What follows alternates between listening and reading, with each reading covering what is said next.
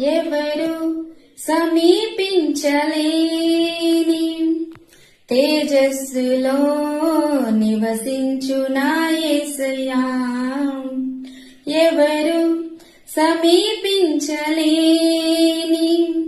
తేజస్సులో నివసించు నా యేసయ్యా.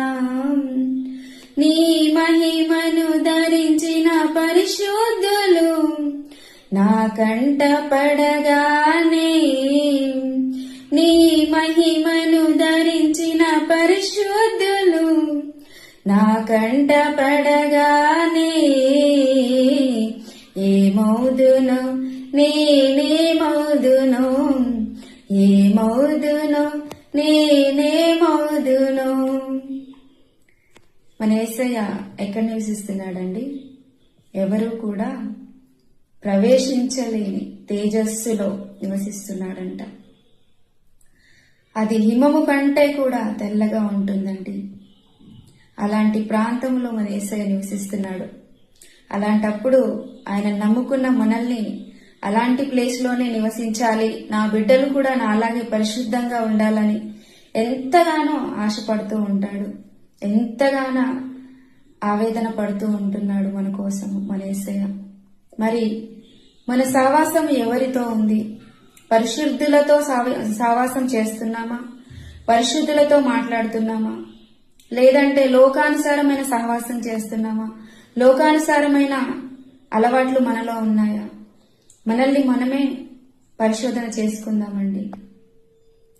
మనం ఈ లోకంలో సహవాసం చేసినన్ని రోజులు మన జీవితాలు ఇలాగే ఉంటాయి.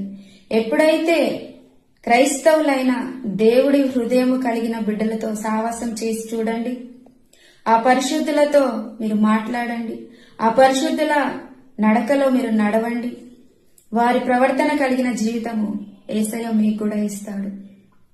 ఎందుకంటే ఆత్మీయులతో సహవాసం అంటే అది మామూలుగా ఉండదు, చేయలేము కూడా. ఎందుకంటే వాళ్ళు ఎప్పుడూ అనుదినము కూడా ప్రార్థన, వాక్యము, ఆరాధన అనే వాటిలోనే ఉంటారు. వారి నోటి నుండి వచ్చే మాటలు కూడా యేసయ్య మాటలయ్యే ఉంటాయి.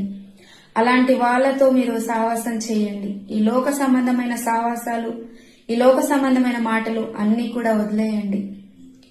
యేసయ్య ప్రేమను కలిగి హృదయపూర్వకముగా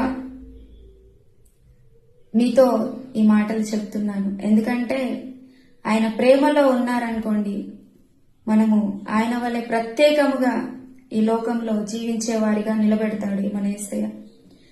పరిశుద్ధులతో సహవాసం చేయండి, యేసయ్య వైపే చూడండి, యథార్థమైన హృదయం కలిగి ఉండండి. ఎక్కడో ఉన్నత స్థలములలో మనల్ని కూడా మన యేసయ్య నిలబెడతాడు. ఈ లోకం అనే లోకస్తుల ముందు మనల్ని ప్రత్యేకమైన స్థితిలో నిలబెడతాడు. అలాంటి హృదయము అలాగ ప్రత్యేకంగా జీవించాలని మనస్ఫూర్తిగా కోరుకుంటున్నాను.